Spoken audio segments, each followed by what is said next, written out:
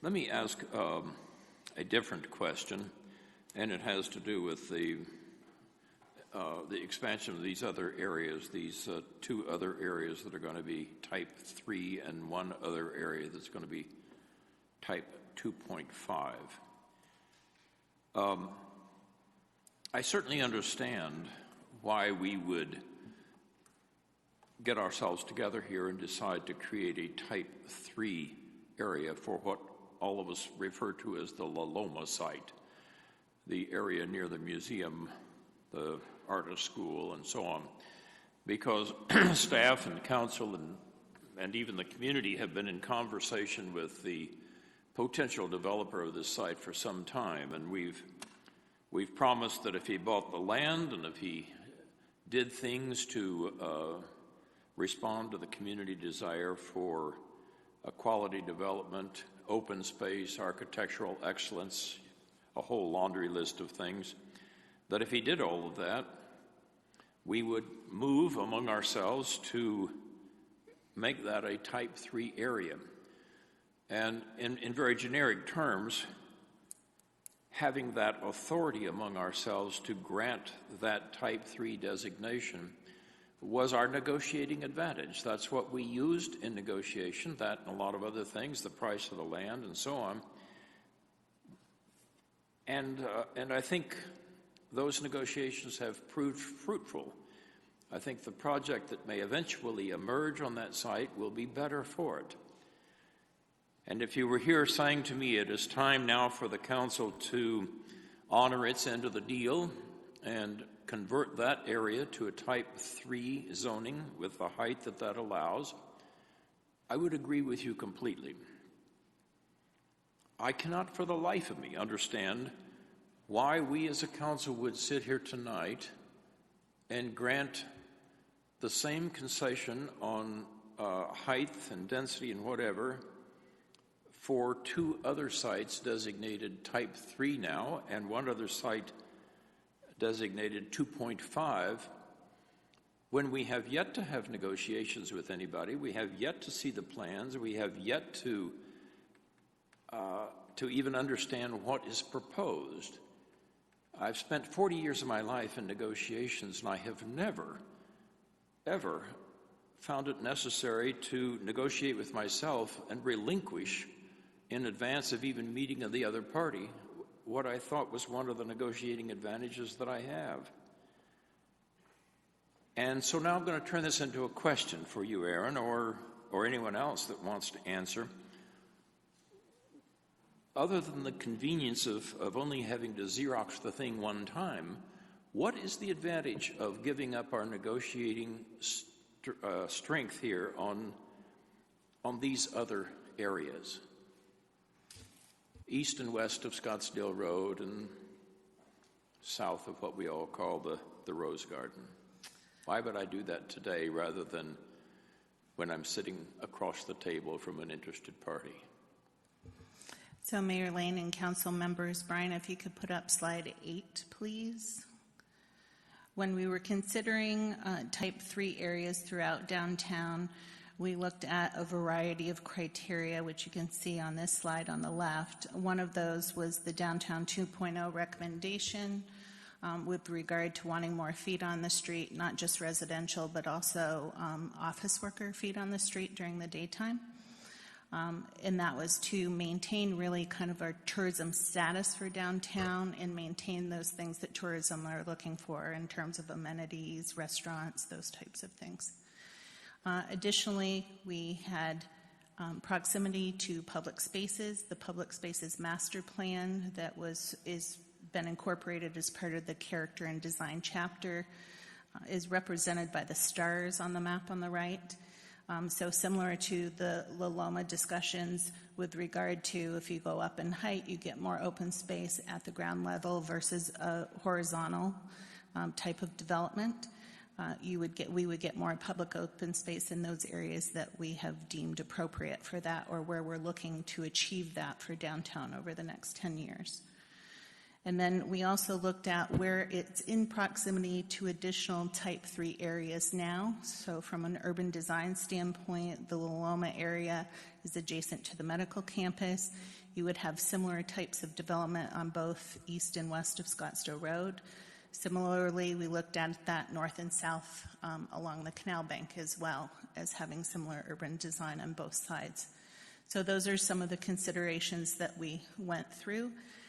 In terms of the Loma discussions, it's really based on the zoning ordinance bonus height discussions. So we would have those similar bonus height discussions in the new type 3 areas with any new cases coming in as well. So that negotiation piece is really about what the public benefits are that the applicant is providing. And that would occur in those new type 3 areas as well. So you would still be discussing that as a council and deciding on what those are. The zoning ordinance also has a formula in there for the value of what those public benefits could be as well. Councilman Smith, Randy Grant, Planning and Development Services. I don't think you're losing any leverage necessarily. I think what this is doing is making it possible for people to come in and make proposals that the council may or may not choose to accept, and which may or may not be awarded any bonus height. But it's taking away the structural requirement to go back and change a lot of things. You mentioned the Loloma proposal, and this is a result of that process. If we do not make it possible for others within the downtown area to do this in appropriate places, we can entertain those on a one-by-one basis, and we would end up with the same process that we did with Loloma. But we're hearing that people are ready to move more quickly than that, and we just wanted to make the ordinance agile enough to take advantage of those opportunities if they present themselves. Well, I hear what you're saying, and it certainly would make it more agile. I'm not sure that's our objective here. I'm not trying to be an impediment to development, but I am trying to preserve on behalf of the citizens every negotiating advantage that they have. And I saw it work well for us in the Loma side, or at least I think I saw it work well. I think the project may be a better project for that and a variety of other reasons. And other than sort of inviting people to come in and to these sections now, or saying, you might as well bring your project in because we've taken away one impediment. You call it agility, they call it impediments, I call it our negotiating advantage, and I'm nervous about giving that up on areas where I haven't even seen the project. Let me switch, if I can, to ask you a question. When we had the work study on this, Aaron, I think you talked about the potential population that this might accommodate, and I don't recall whether it was in terms of people or office space or density or what. We had some discussion about the land use study that was done in 2013, and you said that land use study contemplated in a 10-year period of time a certain population level. And if I recall, you talked about the population level that we'll be at with what we have on the drawing board now and what these might do. Am I ringing a bell yet with what you discussed with us? Mayor Lane, members of council, yes, we have had different discussions about the downtown population, not specific to the downtown plan update. Most recently, it was in November with the Downtown 2.0 study, and that had some specific recommendations to achieving a population. I believe it was, off the top of my head, 10,000 for downtown. So that was the most recent discussion we've had at council with regard to that population. And did we adopt, as a council, did we adopt this Downtown 2.0 tourism recommendation package? Mayor and council know, as part of the work study session discussion, there was some discussion about incorporating pieces into the downtown plan update. So you may recall on that evening, we came to council asking for council to initiate and open up the downtown plan so that we could incorporate some of those pieces into the downtown plan update, similar to the arts and culture that I presented earlier, for example. Well, then, just looking at the slide that's on the screen, I'm having trouble understanding if we're asking the question, why should we consider type 2.5 and type 3 areas for places other than the La Loma site?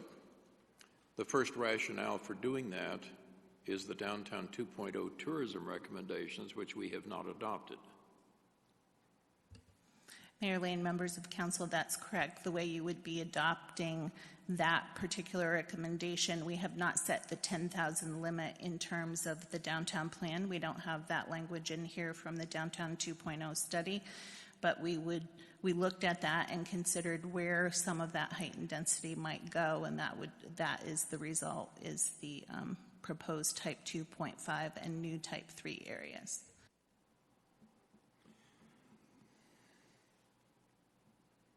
Well, if I can sift all this down, I'm hearing that we ought to have, in addition to the La Loma site, which we've kind of negotiated with the developer, I'm hearing that we should have 3 other areas, 2 of them east and west of Scottsdale Road, and 1 this 2.5 area, that we should do these for 2 reasons.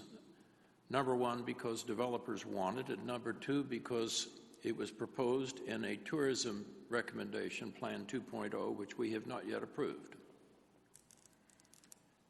And I'm not persuaded that that's a reason to do this. And so I'm going to make an alternative motion, if I may.